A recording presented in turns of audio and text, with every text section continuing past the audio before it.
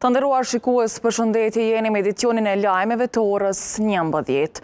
Nënkryetari i Lidhjes Demokratike të Kosovës, Lutfi Haziri, ka thënë se deklaratat e krerëve të shtetit për sulm të ri nga Serbia është farsë për të imbuluar dështimet e brendshme që i ka Kosova, ndonse quan vend destabilizues në Ballkan. Në këtë intervistë, Haziri ka deklaruar se zanathilla në rastin e Banjskës e ka bojkotin e zyrtarëve serb dhe protestat e dhunshme. Numri 2 i LDK-s ka vlerësuar se deklaratat e Osmanit dhe të Kurtit janë pjesë e një përpjekje për manipulim dhe për të shpërndar vëmendjen e publikut nga problemet e tjera me të cilat po përballet vendi. Të flasësh 24 vjet pas fitores madhe të luftës shkrimtare edhe të rezistencës paqësore që e kemë pas, edhe të aleatëve përmes NATO-s këtë rast.